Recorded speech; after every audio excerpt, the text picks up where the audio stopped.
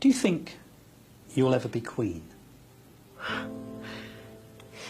No, I don't. No. Why do you think that? I'd like to be a queen of people's hearts, in people's hearts. But I don't see myself being queen of this country.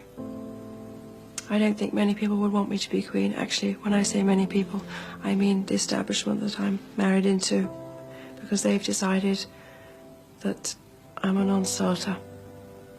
Why do you think they've decided that? Because I do things differently, because I don't go by a rule book, because I lead from the heart, not the head. And albeit that's got me into trouble in my work, I understand that. But someone's got to go out there and love people and show it. And do you think that because of the way you behave, that's precluded you effectively from becoming Queen? Yes, well, not precluded me, I wouldn't say that. I just don't think I have as many supporters in that environment than I did. Yeah. You mean within the royal household? Mm-hmm. Mm-hmm. They see me as a threat of some kind. And I'm here to do good. I'm not a destructive person.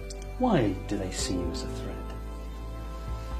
I think every strong woman in history has had to walk down a similar path. And I think it's the strength that causes the confusion and the fear. Why is she strong?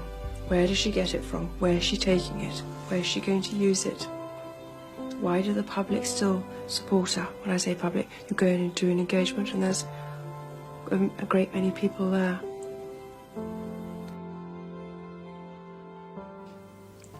How did you handle the transition from being Lady Diana Spencer to the most photographed, the most talked about woman in the world? At the age of 19, you always think you're prepared for everything and you think you have the knowledge of what's coming ahead.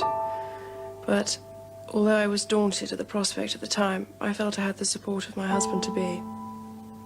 I think like any marriage, especially when you've had divorced parents like myself, you'd want to try even harder to make it work, and you don't want to fall back into a pattern that you've seen happen in your own family. I desperately wanted to work. I desperately loved my husband, and I wanted to share everything together. And I thought that we were a very good team. I wasn't daunted, and I'm not daunted by the responsibilities that role creates. It was a challenge. It is a challenge. As for becoming Queen, it was never at the forefront of my mind when I married my husband. It was a long way off, that thought. The most daunting aspect was the media attention, because my husband and I, we were told when we got engaged that the media would go quietly, and it didn't.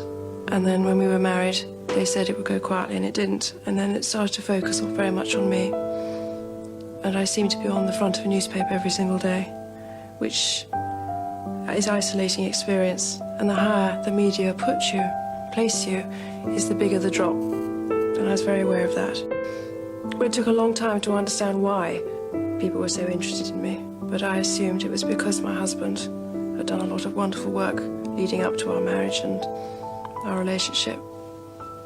But then during the years, you see yourself as a good product that sits on a shelf and sells well, and people make a lot of money out of you.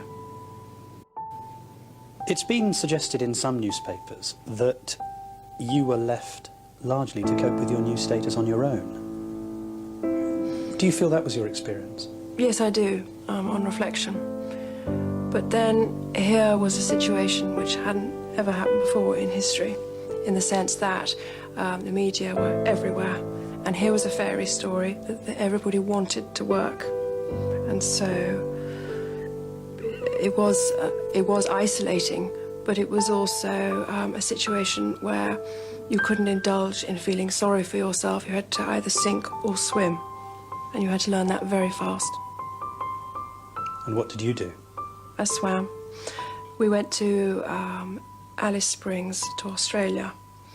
And we went and did a walkabout, and I said to my husband, "What do I do now?" And he said, "Go over to the other side and speak to them." I said, "I can't, I just can't." He said, "Well, you've got to do it." And he went off and did his bit, and I went off and did my bit. It practically finished me off there and then, and I suddenly realised, I went back to our hotel room and realised the impact that, I had to sort myself out. We had a 6-week tour, 4 weeks in Australia and 2 weeks in New Zealand. And by the end, when we flew back from New Zealand, I was a different person. I realised the sense of duty, the level of intensity of interest, and the demanding role I now found myself in. No, I was very confused by which area I should go into.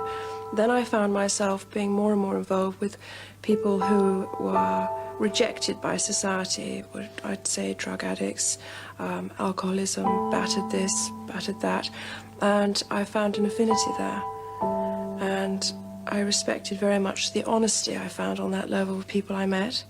Because in hospices, for instance, when people are dying, they're much more open and more vulnerable and much more real than other people. And I appreciated that. Had the palace given any thought to the role that you might have as Princess of Wales? No, no one sat me down with a piece of paper and said, this is what's expected of you. But there again, I'm lucky enough, the fact that I have found my role, and I'm very conscious of it, and I love being with people. So you very much created the role that you would pursue for yourself, really? That was what you did? I think so. I remember when I used to sit on hospital beds and hold people's hands, people used to be sort of shocked because they said they'd never seen this before. And to me, it was quite a normal thing to do. And when I saw the reassurance that an action like that gave, I did it everywhere.